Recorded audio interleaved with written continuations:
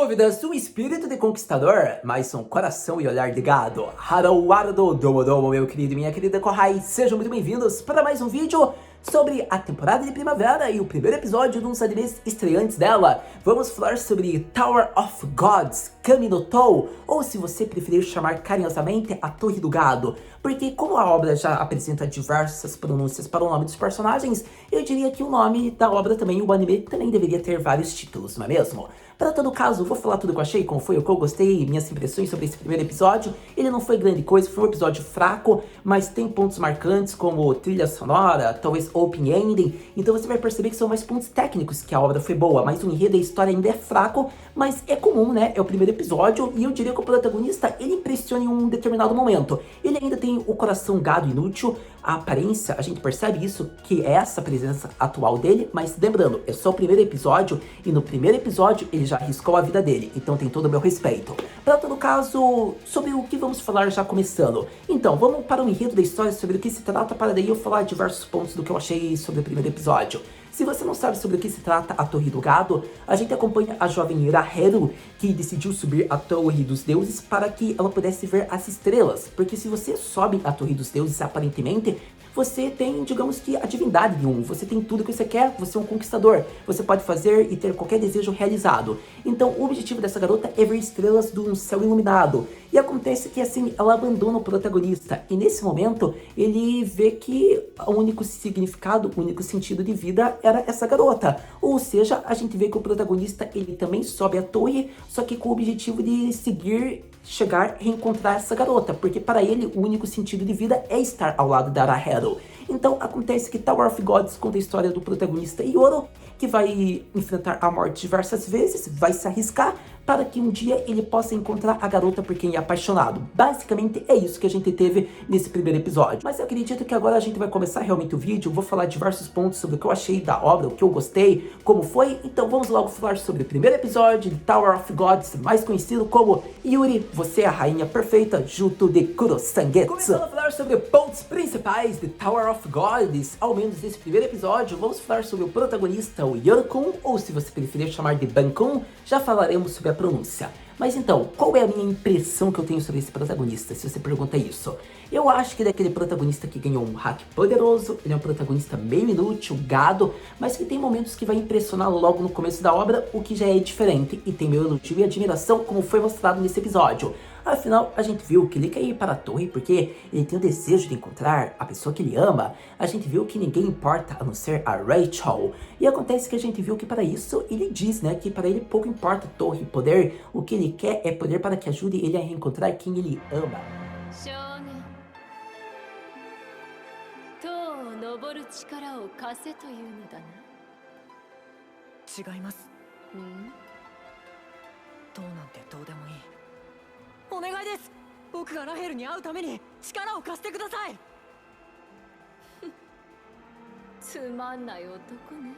O que foi aquela fala de gado sem graça que a gente pensa. E depois tem pessoa que critica otaku que joga jogos de simulador de encontros ou até que preferem solo leveling. É tipo isso que você vai sentir vendo essa cena após ter essa tua reação. Mas pra todo caso, se eu não honesto com vocês, é a minha impressão realmente sobre o protagonista. Eu acho ele meio fraco, mas é comum pro protagonista principal ser fraco, digamos que no começo da obra, ainda mais esse primeiro episódio, só que já é de se admirar porque ele tem algo que a maioria não tem no primeiro episódio, coragem.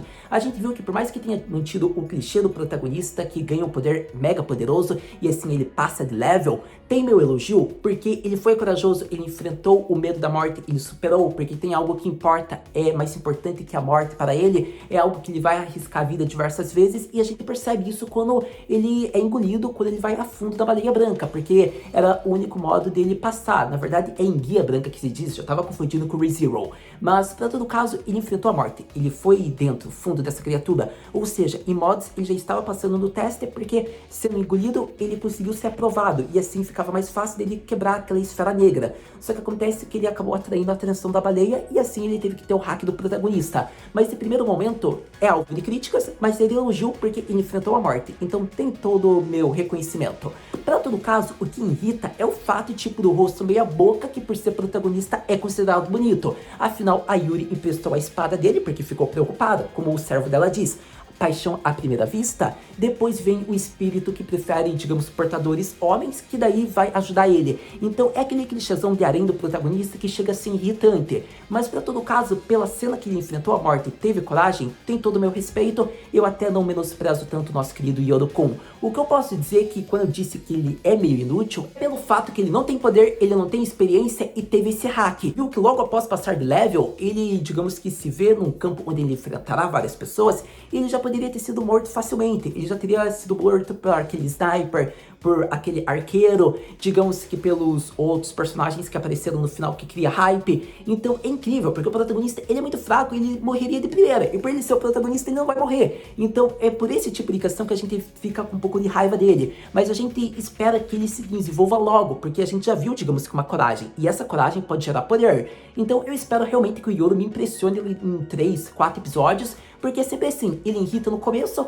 mas quando ele evolui, já é de se admirar. Por isso, eu não estou até tão pegando no pé do protagonista, porque ele promete uma grande evolução. Mas acredito que assim, eu apresentei o ponto do porquê eu considero ele inútil. Pela falta de poder e pelo hack do protagonista, por não ter experiência, por quase ser morto. Mas tirando isso, ele é um protagonista que vai ser um conquistador nato, como já apresentou. Então, acredita que tendo falado sobre ele, vamos falar sobre pontos importantes de Tower of Gods que eu acho relevante já ressaltar no primeiro episódio. Acredito que agora vamos para o ponto principal aqui do vídeo, gente, porque eu acho que é o que foi relevante para o primeiro episódio e será relevante para a obra como um todo. Seja material original, anime, outras adaptações, até possíveis novas temporadas, que vocês sempre vão ter que saber isso. Então é bom que você já saiba isso nesse vídeo. Caso um amiguinho, uma amiguinha não saiba, você compartilha o vídeo dando essa informação através do link, fazendo com que o canal cresça mais, porque assim mais pessoas vão conhecer através da informação que o Senpai aqui falou pra vocês. Então, pra quem tem dúvidas sobre a pronúncia dos nomes, por exemplo, do protagonista, se a gente chama ele de Yoro, ou Ban, ou até mesmo Alfred, o gado, eu acredito que vai muito do que você preferir. Por quê? No material original, realmente o nome deles tá Ban, porque significa noite em coreano. E é a escolha do autor e ficou Ban para o mangá coreano. Só que na adaptação, como é um estúdio japonês, é no Japão que é feito, ocorre que vai ter algumas modificações para ser mais fácil para que os seiyus falem como o nome dos personagens, ou até mesmo por questão cultural, por ser uma obra que está sendo produzida no Japão, eles vão colocar, digamos, algo da cultura deles e não vão colocar o nome noite, digamos, em coreano, eles vão colocar em japonês, Yoro. Então ocorre que não tem algo errado ou algo certo, foi uma questão da comissão da produção do anime fazer assim. As legendas pelo jeito continuaram sendo Ban, só que o nome é Yoro se você ouvir em japonês. Então, se você quer saber o que você deve falar, se é Yoro ou Ban, que você deve chamar o protagonista, você pode chamar do que você quiser, porque é uma questão tua, isso não vai interferir no personagem, no enredo da história, ambos estão corretos, significa noite literalmente, você chama ele de gado, Alfred, noite, Ban, Yoro, que vai estar certo. Então eu acho que é justo falar isso, porque é um ponto interessante, porque muitas pessoas viram a legenda Ban, no áudio tá Yoro e ficam em dúvidas, porque muitas não vão saber, caraca, mas por que tá errado? Por que tá certo? O que ocorreu? O Legender errou, ele deve corrigir. E não, foi uma questão que a própria Crunchyroll colocou. Nas legendas vai ser Ban e no áudio é Yoro, por conta que do estúdio de dublagem foi escolhido na hora de ser produzido o anime assim. Então deve ser exaltado isso, porque o nome Rachel a gente também vê que é Arahero. Então você vai ver que não só no vídeo, como em diversos momentos, pode ser que seja apresentado Yoro Ban. No caso da adaptação, provavelmente vai ser só Yoro. Mas se você for ver no vídeo, provavelmente eu vou falar em diversos momentos Ban, só que eu vou falar Yoro porque eu prefiro seguir a cultura japonesa. Então você vai perceber isso, não tem uma questão ao certo. Mas era importante ressaltar isso porque muitas pessoas se pegaram em dúvidas. E relembrando que eu citei a Crunchyroll porque o Tower of Gods é uma produção original que foi produzido pela Crunchyroll. Então é mais justo exaltar quem produziu isso. Além do mais que foi por onde eu vi e também foi onde a gente teve informações em torno disso. Mas para todo caso, resolvido a questão, é Yoro-kun, Ban-kun, tanto faz, vai como você quiser. Para todo caso, acredito que ressaltei os principais, os outros a gente vai saber com o tempo, talvez a gente fale, mas agora vamos para outro ponto que eu tenho que ressaltar da adaptação que foi perfeita. Agora, o ponto alto do episódio foi a trilha sonora e é sobre isso o segundo ponto que eu achei relevante de conversar com vocês. Para todo caso, a obra não teria criado nem 50% de impacto se não fosse pela trilha sonora. É isso que eu quero exaltar no vídeo. Ela foi marcante, o primeiro episódio foi extraordinário pela trilha sonora. Se não teria sido um anime clichê, meia boca, onde a gente vê que o protagonista protagonista, ele é apaixonadinho, ele decide arriscar a vida e consegue ganhar um hack poderoso que faça ele passar de fase. Basicamente seria isso, Tower of God. E como deixar isso empolgante, dando uma boa trilha sonora. E acontece que momentos como o protagonista, digamos que conversando, sendo explicado a origem da Torre dos Deuses foi marcante. Eu diria que ele falando com a Rachel, eu diria que também, qual foi outro momento marcante que eu esqueci aqui? Talvez quando ele enfrenta a enguia de aço, também o momento que ele conversa com a Kuro Sangetsu. Então tem diversos momentos que são empolgantes e fascinantes, mas é graças à trilha sonora, ou seja, o enredo foi bom, não quero desmerecer, foi muito bom a história, segue clichê, mas eu gosto de clichê, então foi bom. Mas eu devo exaltar que o que deixou realmente extraordinário a adaptação foi a trilha sonora marcante. Então eu diria que realmente o compositor se superou dessa vez, é o mesmo compositor Tate no Yusha no Nariagari, e ele fazer uma trilha sonora inesquecível. Eu acho que foi de todos os animes, talvez de 2020 até o momento, a trilha sonora mais marcante. Provavelmente vai ser superada por esse O quando voltar e por Attack on Titan e até mesmo por Fate que vai ser lançado. São as trilhas sonoras que vão fazer daí com que se sobressaiam. Mas eu posso dizer que a trilha sonora de Tower of Gods pode chegar talvez a rivalizar. Porque esse ano, o que vai ter trilha sonora boa, a gente vai ter a Yuki-san, vai ter Sawano, vai ter o Hayashi, que já está finalizando, né, o seu trabalho, digamos que em My Hero, e além do Kevin. Então, sério, esse é o ano dos compositores. Só trilha sonora boa. Para todo caso, acredito que agora vamos para outros pontos que foram relevantes do episódio. Vamos falar sobre Open e Ending. Mas indo para o segundo ponto, vamos falar sobre o grupo de K-pop chamado Stray Kids, que fizeram os temas musicais para nosso querido Tower of God. Afinal, tanto a Open como a Ending são muito marcantes e serão uma das melhores do ano. Eu diria que a Open é sensacional, mas a Ending muito superior, minha opinião. Para todo caso, eu gostei porque eu acho legal isso. Eu acho que fica mais diversificado quando não é só japoneses que fazem isso, porque os japoneses são mestres nisso. Só que eu acho que uma Open, uma Ending, uma letra, uma voz marcante, uma melodia é até fácil de você encontrar em qualquer lugar. Eu diria que em qualidade de voz, dublagem, seiyuu, os japoneses ainda são perfeitos. Mas para Open e Ending, tem muitos cantores que não são japoneses e são muito bons. E eu gostei de ver que foi dado uma chance e foi um grupo de K-pop, um grupo coreano que pôde fazer, digamos, a Open de um anime que é uma produção japonesa, embora a obra original seja coreana. Então tem todos os meus parabéns. O ponto alto que deve ser elogiado é que isso torna mais diversificado, tem maior chance, digamos que de vários grupos, qualquer região, qualquer país, um artista poder fazer, digamos, uma composição. Por isso eu digo que é bem marcante isso, porque temas musicais ser feito por qualquer pessoa que tenha uma qualidade, como foi mostrado nisso, está começando a crescer mais, então estou bem feliz.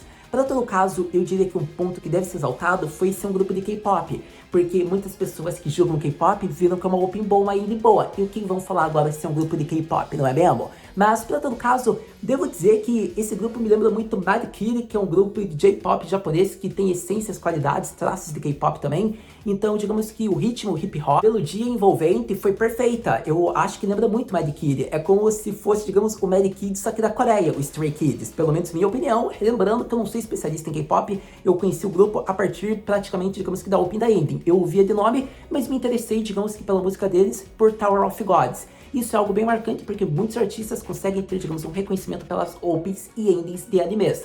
Por isso que eu disse, é muito bom ver o crescimento diversificado de várias pessoas, artistas, não importa o país. Mas, para todo caso, algo que é para concluir já sobre esse ponto, antes que fique muito longo. Eu acho interessante ser a versão japonesa, por mais que seja um grupo de K-pop, eles fizeram a versão japonesa, isso não é algo incomum, muitos grupos muito famosos de K-pop fazem vários álbuns japoneses em versão J-pop, então eu posso dizer que o grupo é de K-pop, mas a música é de J-pop, porque nessa versão está na japonesa, mas já foi mostrado que tem a versão da Open coreano também. Mas, para todo caso, é isso que eu queria elogiar. Foi uma ótima Open, uma ótima Ending, vindo de um grupo de K-pop, que eu achei bem legal, porque torna mais diversificado a possibilidade de vários artistas, independentes do país, poderem fazer temas musicais para vários animes. Então, eu gostei muito e deveria destacar isso. Mas, para todo caso, acredito que agora vamos falar ainda sobre o que eu achei da história de Tower of Gods. Sem dúvidas, Tower of Gods é um dos grandes animes já de 2020. Eu acredito que é só se desenrolar, desenvolver mais, deixar o protagonista mais marcante e corajoso, como já vem demonstrando, que a obra fica perfeita. Eu diria que é uma obra muito boa já pelo primeiro episódio, mas não posso dizer muitos pontos, muitos elogios, porque só foi apenas o primeiro episódio e ainda teve alguns clichês muito forçados que deveriam ocorrer, mas que com o tempo a gente até talvez se acostume se a obra se desenrolar melhor.